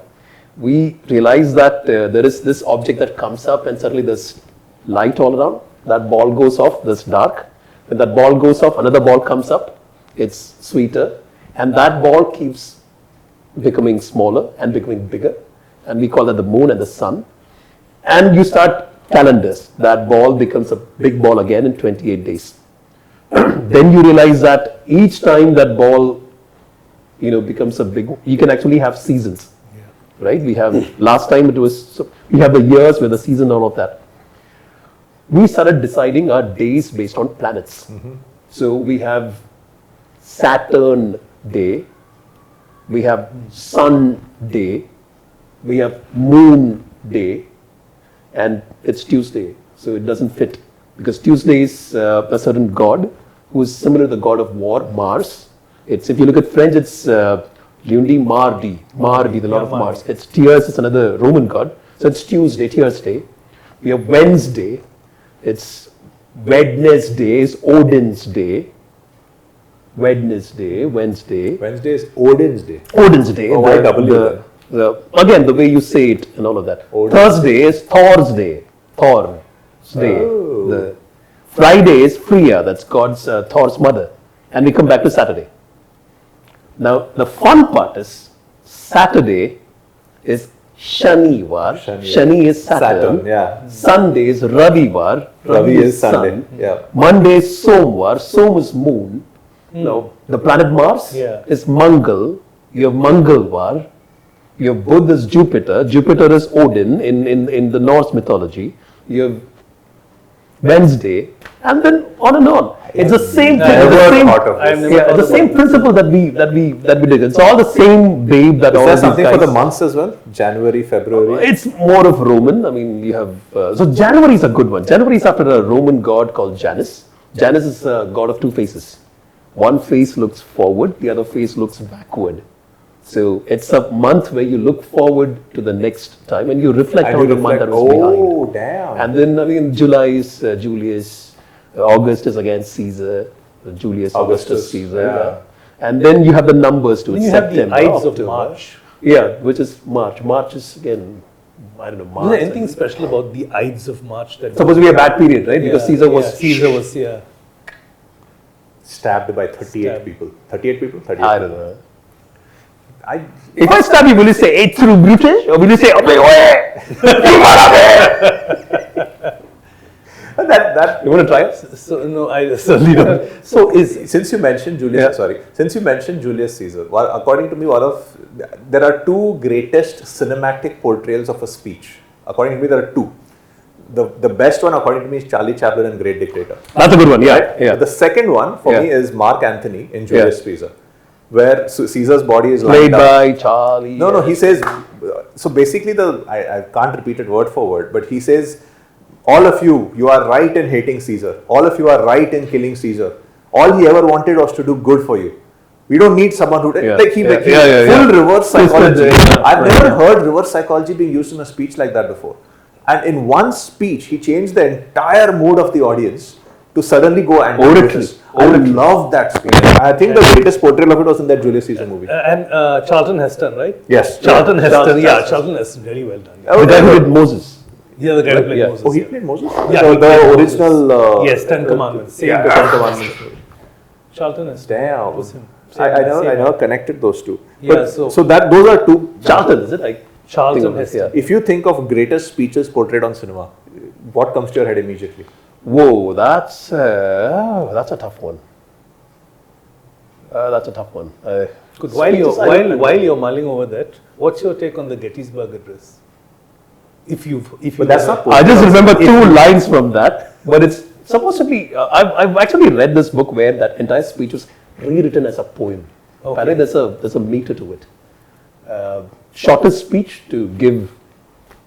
Lincoln said that to bring peace. Yeah. I do not know. Please don't showcase my ignorance. I do not know. These people think I'm very, very intelligent. I'm not. The January two-faced looking. We never even thought of that shit. Yeah. Like now every time January comes, I'll be like, oh, two-faced. There is no degree in India for etymology. You have something to do with that of your passion. But it's so weird, etymology. I never thought. Yeah. Curiosity. So Monday, Somvar, Moon Day, never associated for a moment. I thought it was randomly putting words together. Saturday, Shanivar. We say Shanivar. And I've never thought Saturn, Shanivar, never ever thought of it. The Spaniards went ahead conquering the world, right? Right. In a certain country in the, you guys remember your chemistry? Somewhat. Let's see. Gold ko kya bolta? What's the symbol for gold? Fe. Yeah, That's iron, iron, jackass. yeah. Iron Man. Gold is AU. AU. Silver. AG. maybe. AG. Argentum. Maybe. Yeah. Argentum. Awesome. That's what it's looking for. Argentina. Absolutely. Oh. A place that had so much of silver. Damn. Yeah. So when you start exploring, when you let your curiosity, when there's a Saturday when you have nothing else to do, just jump from word to word to word to word. You never know where you. I know India is because Indus River, but that flows in Pakistan. And so there's no reason our country is called India other than we just call it India now. It's fashionable to call, I'm sorry I'm interrupting, it's fashionable to call people from the south Madrasi, Abe Madrasi. And people take offense. I'm from Kerala, I'm from Telugu, I'm from Telangana, I'm from Andhra Pradesh, I'm from Karnataka. Once upon a time, India was divided into presidency. There was a Bombay presidency. The Madras presidency. The Madras presidency. There was also the Travancore rule. Kingdom, Kerala. But that was not Madras presidency. No, that was a separate kingdom. Kerala came from Travancore. So, but the rest of it was Madras. So you're from south. I don't care whether you're from Bombay से आया मेरे दोस्त कहाँ से आया चर्चगेट से आया बांद्रा से आया कुर्ला से आया Bombay से आया मेरे दोस्त. Yeah, so same way Madras wasn't just Chennai, it was the Madras presidency. Madras just wasn't Tamil Nadu. It was Andhra Pradesh, all of that put together. Bombay was the Bombay presidency wasn't just Maharashtra. It was Gujarat. It was part of Karachi and all of that. That's why you're called a Madrasi. Because you're from there. Calcutta se aaya mere dost ko salam karo. I feel so, I usually feel moronic. Today I feel even more moronic. I never, these are basic things which, when we're young, we just told, look, what are the days of the week? Sunday, Monday, Tuesday, we just remember it by heart. Yeah. I don't think we ever questioned, why is it called Sunday, why is it called Monday? We treated them just like how we were told to learn the tables, right? 1 1s are 1, 2 1 2s are 2. Mug it up. All of us, Actually. okay, this is how it works. Yeah. Just do it. Now, when you understand etymology, number one is curiosity, and you actually realize. Let me harp on that a little bit. You're saying curiosity. I'm pretty sure anyone watching will feel like, no, I'm a very curious person. But curiosity is such a, there are degrees to curiosity. The layers, right? Right? You can be curious about blockchain, you can be curious about AI, but you can ignore a lot of basic things like, these I'm just I'm guessing at the point where your subconscious starts talking to you, that's where you're curious, that's the level of your curiosity. Yeah. The moment the more lower you bring your subconscious, that's the more curiosity you have. You're saying Monday, Tuesday subconsciously, you stop saying it and start thinking, why am I saying Monday, Tuesday? Suddenly you start reading why. There are geniuses up there who think of blockchains, there are blockheads down here who think of etymology. Yeah, you know where I come from. Yeah. It's so interesting. Yeah, and this is fascinating to actually have a conversation about, because we all always hear, right? It's one world, one country, we're all united, one language, all that. Yeah. We really are. We really are. Like Greek, one of the things someone told me this recently, that who is the Greek god of thunder? Thor, or usually it's Zeus, right? He hurls thunderbolts. Right. What is India's most famous weapon? Thunderbolt. Yeah, yes. It's all the same. That's precisely what I mean. Which is why I dislike organized religion. You're putting a name and a label to it. I would say I dislike the ritual aspect of religion. Yeah. Right? So someone told me this recently, and I need to Google it to make sure it's true. In the Vedas, until the Atharva Veda, rituals did not come in. Most of the other Vedas were more philosophical and a way of life kind of explaining. Atharva Veda was when the rituals in the yagna started coming out. Until then, people didn't practice it. I need to point something out. So we used to hear names like Chaturvedi, Trivedi, Dvivedi. Initially, it was told that a person who knows all the 4 Vedas is Chaturvedi. The person who knows 3 Vedas is Trivedi. The person who knows 2 Vedas is Dvivedi. And I guess, I don't know who's the person. Veda. Now, some point, I also read an argument that the Dvivedi doesn't mean that he knows only 2 Vedas. It's Dvi is for Dev. He's directly in touch with God. The Trivedi doesn't mean he knows only 3 Vedas. It means he knows the past, present, and the future. Hum bhi star hai, boss. We kind of get back to the hunger to prove ourselves. My culture is as rich, not as rich, usually richer than your culture. I think that's pretty stupid. But let me just come back to the words once again. This is a word that I took in one of the conferences recently. Travesty.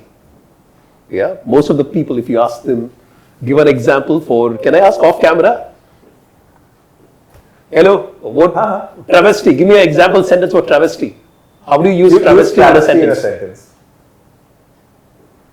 Most people will say travesty of justice. Travesty of justice. Yeah, that's what most of us would say. Now, we have no idea why it's said as travesty of justice. And what does it mean? Does it mean that justice has been miscarried so much? Travesty comes from this, let's break it down. It's transvestiment. There was this time when in the 1500s, 1400s, 1600s, women never appeared on stage. It was social stigma. So you had men dressing up as women and they would play all the female parts. So they would cross-dress as women, they would talk in a falsetto, cross-dressing, trans, trans-America, trans-vestiment, clothes. Okay. You're cross-dressing and you're playing the part. So you have the word transvestite. Okay, it came from there. Gradually, this kind of plays when men start dressing up as women, they don't follow the strict lines. So in Romeo and Juliet, Juliet doesn't say Romeo, Romeo. They say, hey Romeo, what's up? They decide to make a mockery of the serious play. So this brand of plays, they were called as comedy travesty, because you're cross-dressing people who are doing comedy. So you know that you're going in for Julius Caesar, but you know that Mark Antony will say something really, really, it's like stand-up comedy, something really inane, something really funny, instead of the usual friends, Romans, countrymen speech. Therefore, they were mocking a serious play, comedy travesty. So, when you're mocking justice, it's travesty of justice. When justice has been miscarried so much, that you call it a travesty of justice. Jump from there. Vest. Vestment. Yeah. Vest is what we wear inside the inner shirt. Now, when you're putting money into a company, you're wearing the clothes wearing the vestments of the promoter. So you're investing. You're taking money out of the company. You're taking off the clothes of the promoter. You're wearing your own clothes. So you're divesting. There's etymology everywhere. The connection says the moment you go behind the scene, law may lift the corporate veil, jo kehte hai. So you see that there's a lot more connections and language is so much simpler, richer when you go to the etymology rather than mugging up words. You know, what I really discovered about listening to you for the past 20-30 minutes is you'll make a really good conversationalist at any gathering. Anywhere you go. No, I'll tell you, because let's say I meet a new group of people, right, tomorrow, and if you talk to them at this level about language they commonly use and shed light on words which they've been using, right, that's a great way to break the ice. It could also be a very annoying thing. Huh? Imagine someone just saying, hey, do you want a vest? Let me tell you about the vest. It's a transvestite. I mean, apart from that. Do you think veranda is a British thing? We had veranda. Do you think jungle is a British thing? We had jungle. I mean, as against talk, and when you spoke about, intelligence, or what was that? What was it you said? Intelligence. There's high level and there's low level, right? When we question our subconscious, right? Yeah. So people don't like talking about high level stuff, right? You go to you meet an audience and you start talking about AI and blockchain. Half of them like boring. Yeah. We don't want to talk about. No, that's you. Not me. Me too. but when you get in at this level, right?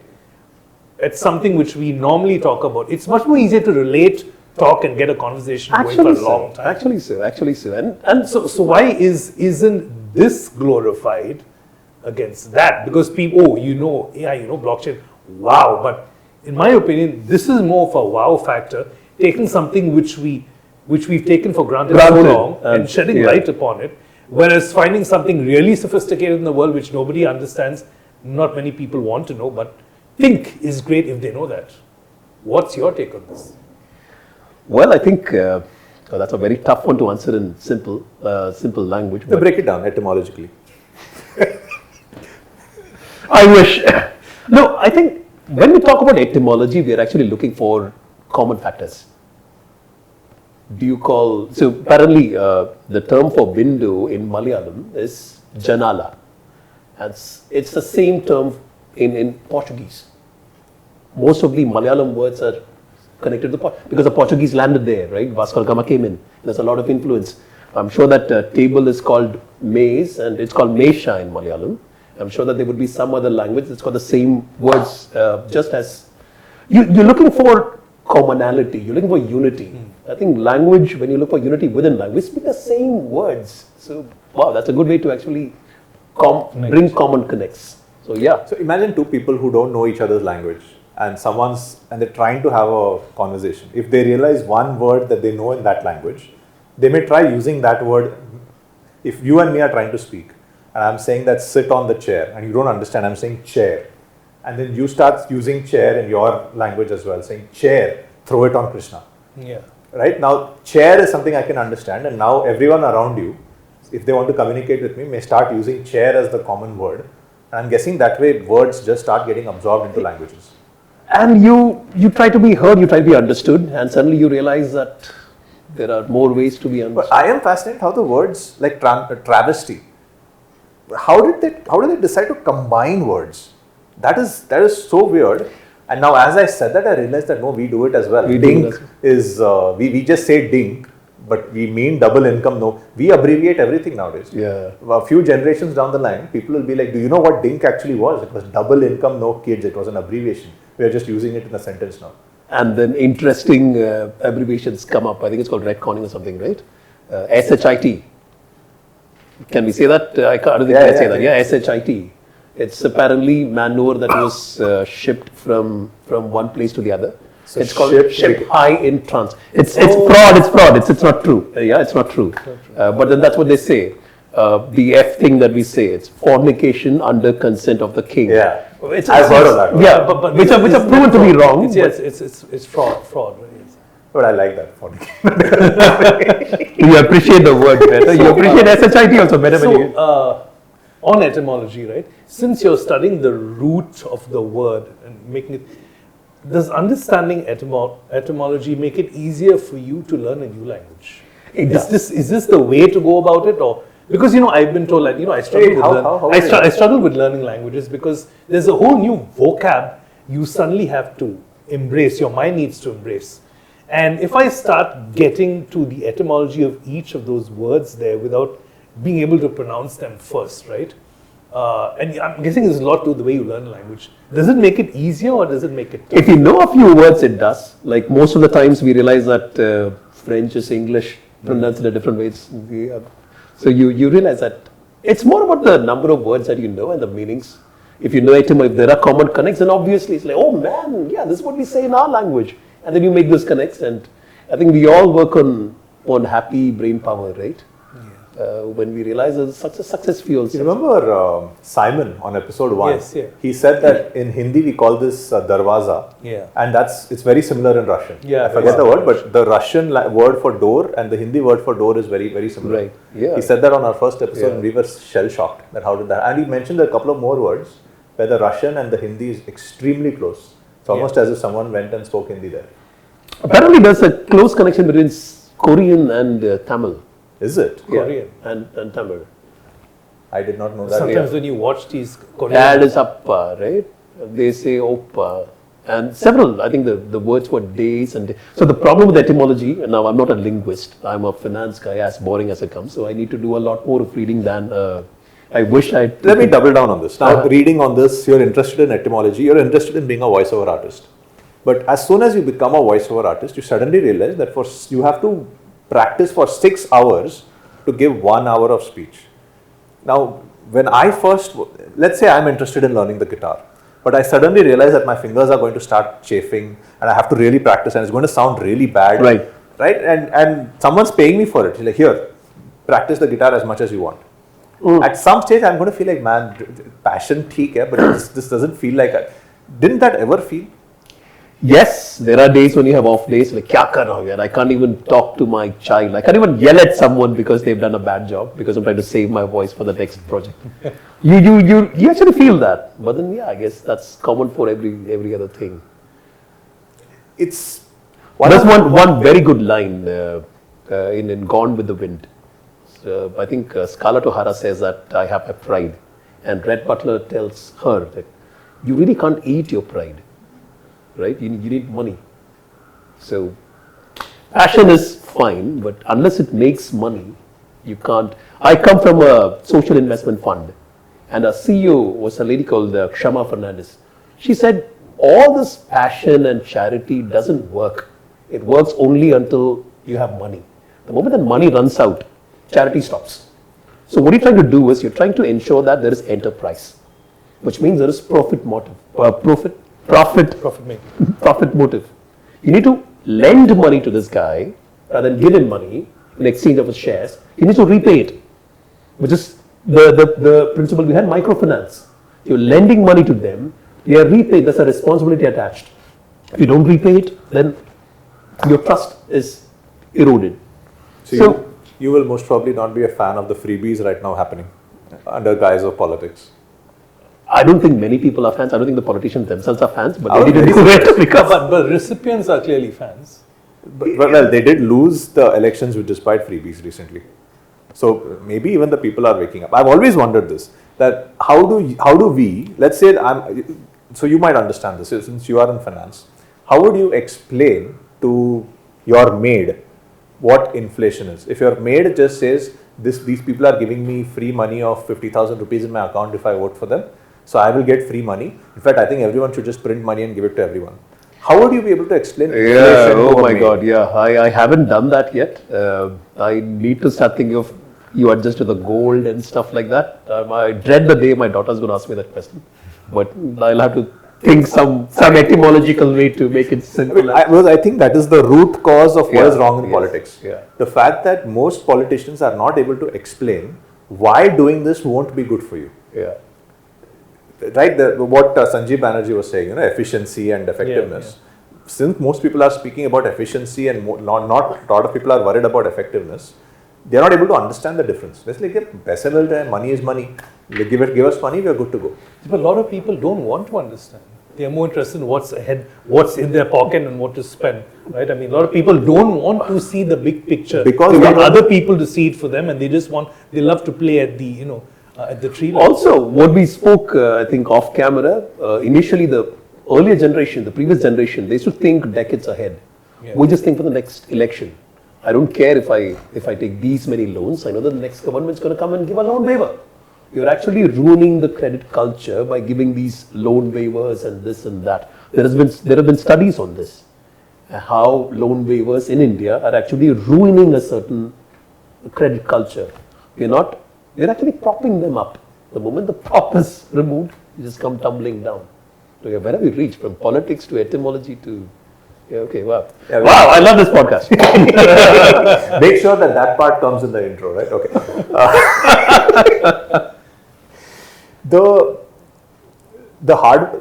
Now I know you're a hard worker because you're saying that you were a chartered accountant, that you did work in private equity. I know the hours that goes into those kind of jobs. So the hours part of working as a voiceover artist probably didn't surprise you. You're like, okay, I can do this. I've worked long hours before. But in a corporate world, you're mostly working with fingers and just looking at your screen. You're not exercising as much. Once you've done this for 19 hours, and if someone says, okay, thank you, all the best, and you go back home to sleep, and you get a phone call saying, can you come tomorrow morning, 6 o'clock, we have another shoot for you. Are you happy when you get that phone call, or are you like, yeah, I need a break? Depends on how much they pay. Really? Yeah. Generally, if they pay you well, you'll go at 6 in the morning after a full day. There is this scene in Armor of God when Jackie Chan has kind of infiltrated that monk set. There's a sect, and you guys have seen Armor of God. No, I It was 40 years before you were born.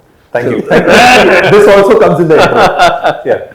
There's a scene in which he's infiltrated this sect, and he gives a speech like, "I'm not scared of your God. I mean, I have another God," and I don't remember the exact words, but he says that every other God will bow down before my God because my God is money. Yeah, I believe in money, and something like that. It's a very funny scene. But yeah, ultimately everything boils down to your stomach. See, like, I would like to believe I'm very passionate about podcasting. I would like to believe that. But if someone tells me that, so we are going to have another shoot after this, one more guest. But if someone tells me, Krishna, tonight, how about we do a third episode? I'd be like, yeah, bas karo. I think what's in it for me? How much do I make? Why should I do it? So all of those questions See, come you're ultimately everything answering was it, but I don't feel like you're in it for the money. Like money is good to have, but how are you able to be? How has there been a point where you've been like, "Yaar, ab se I'm na ho payega." Have you ever been like, "Yaar, nahi, I have to let this"? Yeah, I have let projects go because I'm too tired. Because you need to look at everything with a fresh mind. If you're too tired, then you can't look at it with a fresh mind. You need to be on your best behavior for the podcast, or your best energetic form for the podcast. If you're not, then you know that you won't be doing a good job. Therefore, So in that 18-hour, so when you are doing a Audible, do you do an entire project in by the way, let me just stop you. 18 hours is spread over days. That's what I was going to ask you. Yes. So you do multiple projects at the same time? You do multiple projects. So you're doing an Audible and you want to do an ad shoot. Then you do an Audible, then you do an ad shoot. Yeah. Okay, got it. So when you were a chartered accountant, right? Just going to step back. Still am. Still am. What a chartered. So that's one of the most grueling things in Mumbai too. I mean, people take multiple tries to get Yes. it. Yeah. So you clear that, and then you were leading a fund house. No, I wasn't leading any fund house. I was part of the investor relations team in a fund house. So you were heading the investor the relations team in a fund. Did you tell them about the invest, divest story in your No, I learned it later. I learned it later. Yeah. So you were rolling in money. I mean, you were playing in a lot of money. You may not have been rolling. I don't mind that impression over here, except when chartered accountant, private equity. Yeah. At that 40 years ago, he was for sure rolling. There were very few chartered accountants at that time. So you तुम्हारे मुंह में घी शक्कर बेटा. So you worked your way to a really good position in the financial realm. I mean, investor relations, right? I mean, Okay. Yeah. there was no need for you to jump. You were going pretty steady. Had you continued, you probably would have gone only one direction. Okay. When things are so stable and so comfortable, what was the need for disruption? Well, that's very good. Now we jump back to the finance versus passion thing. So when you're doing this, I think during COVID, a lot of us, we started rethinking, what am I doing? Once all of us cousins got together, and cousins from all across the world, and we're all sitting and we're chatting. Wait, during COVID, how did you guys travel? Zoom. Ah. We zoomed everywhere. So the fastest way of, So if there were Malayalis, there must have been Old Monk Scotch whiskey while this was being discussed. Yeah, I'm sure it wasn't there on camera how we have hidden everything over here, but yeah, and it's a it's a liquid podcast, by the way. One of them said that I'm a doctor. I did this surgery. The other one said that there's a new bridge that's being built over here. We are actually connecting it, and thanks to this bridge, the travel time is being cut down by 40 minutes or something. Another one says about teacher dealing with special students. And I say, yeah, I work for private equity, bro. I raise a lot of money. I mean, it's like then you start wondering, are you doing something meaningful? Are you creating something? I'm not part of the investment team where you're helping a company grow, tracking a company. I was part of the investor relations. Basically, you talk to them for raising funds and you report to them. It's a responsible role, but there's a box around it. So I wasn't feeling that I was doing much more or adding as much value to the world that we live in as my family was. Then you start thinking, is this what I want to do? And COVID's a time when all of us got a lot of time to think about. That's when I decided, and there was a voiceover opportunity coming up. And then let me just try this out. And that's how the entire voiceover.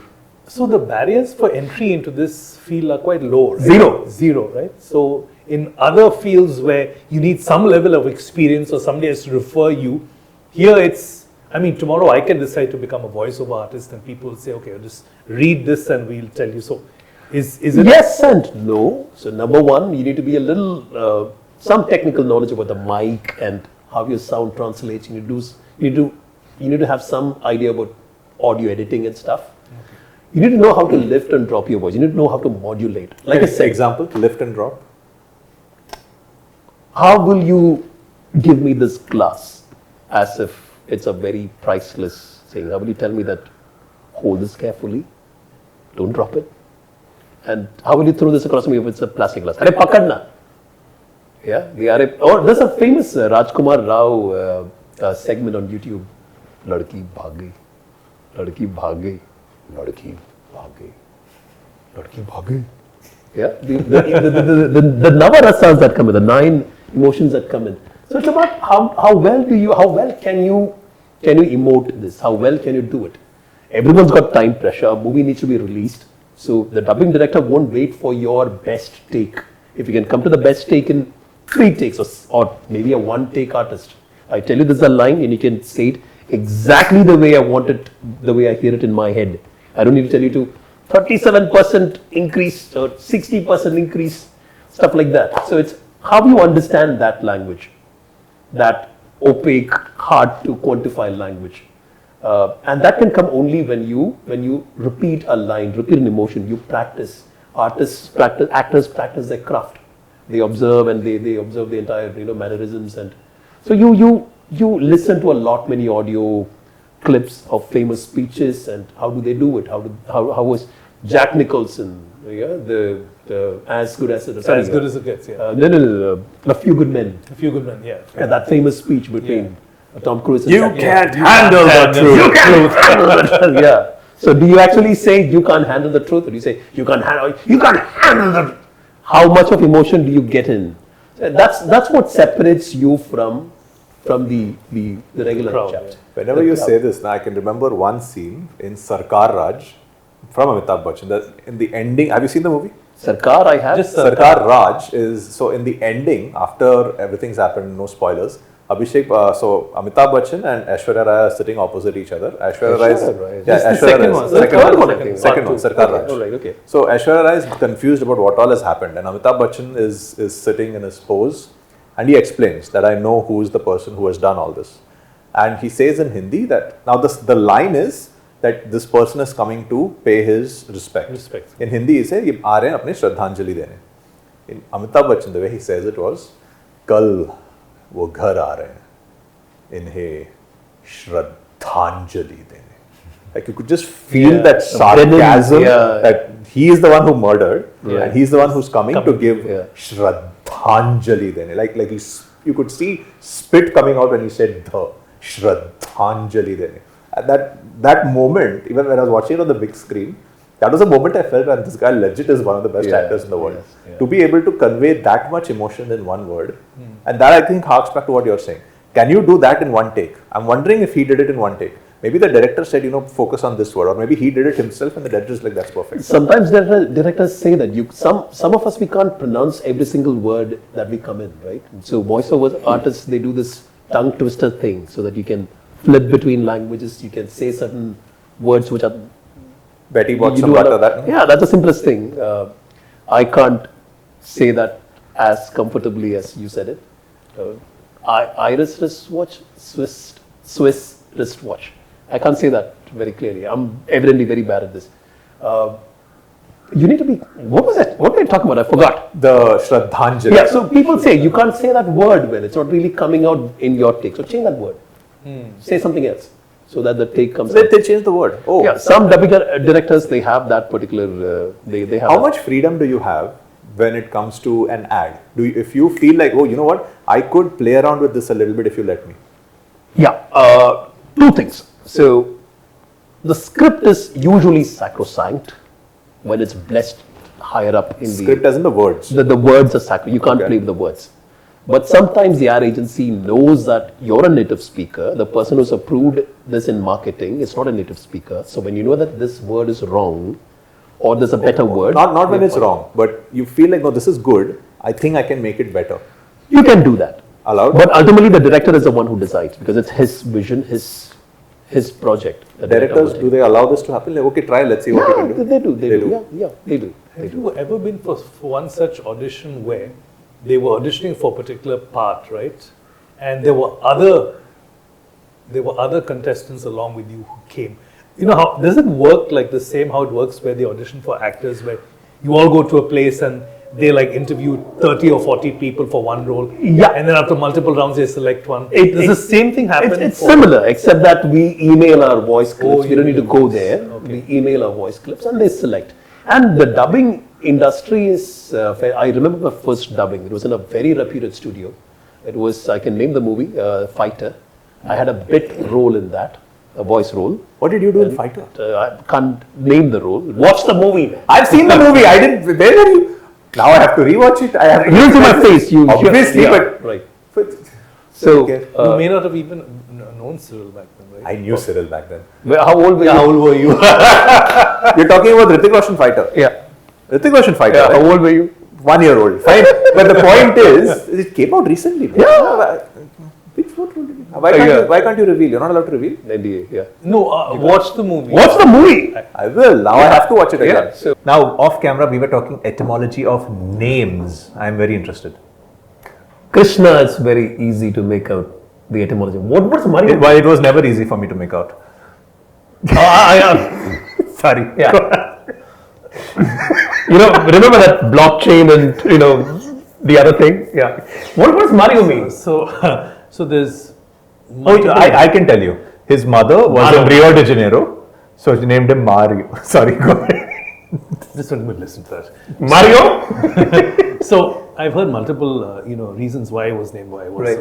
So, when back in the day, a long time ago, Mario Campos was a very good footballer. There was a time when Argentina won. I didn't know. Yeah. Argentina won. Your name has to do with the Mother Mary. I'm giving you multiple versions here, right? So that was a name, my parents and uncles used to talk about. Right. They used to open the newspaper, Mario Campos, and the name stuck with, I think, with my mom or my dad. And the other one was, of course, the other one was, of course, Mother Mary. My family had devotion for Mario, right? So Mary and Mario. So there's two angles. I don't know which one to believe. I prefer the footballer, of course, but there's no root. Both ways, it's a great connection. How about Cyril? Yes. Cyril, I think it's a Greek name called Kurilos. Kurilos apparently means masterful, lordly, lord and master and commander. You're making this up. No. You're making Look it up. I'm pretty sure Cyril means underwear. Greek I'm underwear. going to say soap. So literal to wash your Cyril. Anyway, so now suddenly you just said that this podcast goes everywhere. Yeah. We've gone from literal to Cyril. Yeah. What is the most surprising name you've heard and you realize that, oh, etymology. Cryal. So you get these calls, right? Hello, I'm calling from so-and-so bank. Am I speaking to Mr. Paul? And then sometimes, hello, am I speaking to Mr. Crystal? I've heard Crystal, I've heard Cryal, I've heard Krill, I've heard Cyril. That's the most famous one. There are several, I can't remember there are some 7 different things. I actually listed this down. Has anyone ever mispronounced your name? Oh yeah, they have. What is How it? can anyone mispronounce? I get very irritated. Yeah. Let's not even go there. Tell me now. Yeah, What? so this, for instance, Mario, right? That's how you pronounce it. In the West, they say Mario. Mario. Yeah. It's okay. I don't know why, but That's okay. That's not so bad. Mario is fine. Not Yeah, that so- bad. That but- sounds like a Bihari. It's fine. just ignore that, please.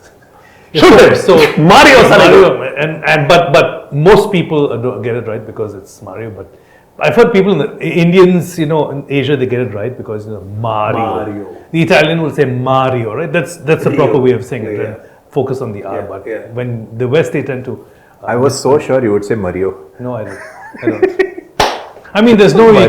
There's no way we can get your name wrong without getting into trouble, isn't it? So tell me if this makes sense. I was telling my name to somebody and they said, it's so interesting. The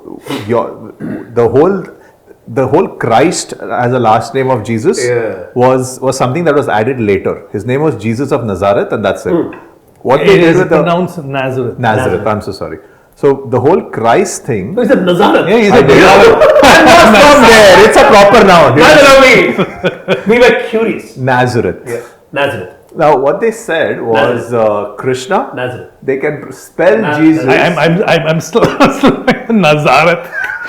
It's like Nazaro. Wait, who knows? Maybe that's how the city got named. Someone was looking at it with a nazar. Yeah, Hence probably, Nazarate. probably. And next time you come on the podcast, you'll be like, you were right. I googled it and somebody had gone there with a buri nazar.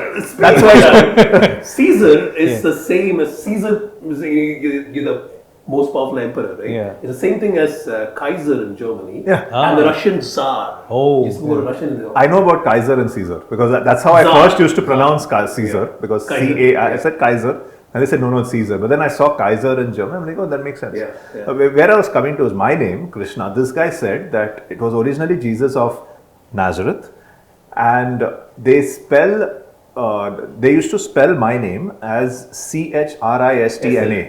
Oh. Oh. Wow. So I don't know if that is true or not, but they said that was one of the ways Krishna was spelled originally, Christna. So it was Christna. Christina. Well, thank you. But it was Christ. So the similarities between the gods. That Sorry. I wanted you to pick up on that Christina thing in some other podcast. Yeah. a big deal. Yeah. We are in a very inclusive society now. I'm allowed to be Christina. How dare you? Transvestite, travesty. Now you know where it's going. But when someone told it to me, I laughed at that point. But I mean, you can spell a name however you want, and the spelling decides the pronunciation. Yeah. Maybe when the name went out, someone just said Krishna, and they said, okay, we're going to upload. He is our Krishna, so it's Jesus. I don't know if that is true, by the way, and maybe it is completely false. But that's one way people are like in Egypt. There is a god Ramses. People are saying it's Ramses. The name of the god is coming from here. A lot of people say that. Yeah. But none of the idols look anything like what we have, right? The two cultures are completely different. The pharaoh is named Ramses, not the god. Yeah. So they're saying that the pharaoh was named Ramses because he ruled just like Lord Ram in Ayodhya. Okay. That's the theory. I don't know if it's true, okay. but since we were talking about etymology, I'm surprised that even the names of the gods sometimes are transcending across cultures. Who came first? I don't know, don't care. But the fact that they are so similar to each other is very interesting to me. Very recently, I found out even origin stories are interesting. Every culture has a flood myth. Every culture has a boat with 7 people arriving and rebuilding the culture. Every culture has it. It's there in South America, it's there in North America. We have the Saptarishis and the flood that got Krishna, that drowned Dwarka. We have the Epic of Gilgamesh was the Epic first. of Gilgamesh was the first. Is there a flood in the Epic of Gilgamesh? No, there's a mention of a flood. There's a mention of Gilgamesh going to a place which had a lot of water. Which had a flood, yeah. I've never read the legend here. So in the Epic of Gilgamesh, he's the 17-foot tall king, and he was so powerful that the gods created someone else to fight him, and both of them actually ended up becoming pretty good friends. They had an epic battle which lasted days, but none of them could defeat each other. So they instead ended up becoming friends. So when this guy died, Gilgamesh went to a very watery place to try and find his soul. That's the legend. So maybe there's a flood myth there. Incidentally, do you happen to know that there's something which has been going on for the last 8-9 years called Project Gilgamesh, the Gilgamesh Project. Guess what the Gilgamesh Project is about? Making 17-foot tall humans? No, it's about the quest to discover immortality. He wasn't immortal, Gilgamesh. I'm telling you what the project is. He was after immortality, now if I remember correctly. He did want to be immortal. Yeah. What would you do if you were immortal? Find ways to die because you know what? You always want to do the thing that you can't do. So. Yeah, so if you have... So sorry. There's an excellent movie called The Man from the Earth. It's about an immortal guy. I don't want to spoil it. I think I've already given a spoiler. But but do watch that film. It talks about ideas and how ideas flow, and it's a great film. It's an intelligent But we've Do you already know that seen... there is an immortality story in the Abrahamic culture and in Hinduism of a cursed person who is cursed to roam around immortal? Who is it in? No. Who is it in Elijah It's and Enoch? Cain, Oh, right? And in Indian culture, cursed mortal. it's Ashwatthama. Both cursed. You have to individuals. bring everything back to Cain and Abel. I'm just saying that let's Cain him. the legend, whether it is true or not, the legend that you are cursed to be immortal is there in both cultures. So immortality is not considered a virtue. I don't know whether Cain, he was cursed Cain to be immortal. Cain was cursed To be immortal. I don't know whether Mark of But Cain, and he can never immortality, die. I'm not sure about immortality. And Mark of Cain, he'll never die. And his He'll never curse die. is to live forever. Same way with Ashwatthama. Krishna cursed him that you will live until the end of time. So how old are you? I have people are baffled by my. As I said, baffled. I saw your brain ticking. Is that etymology? Okay. So interestingly, if you've seen Lord of the Rings, Yeah.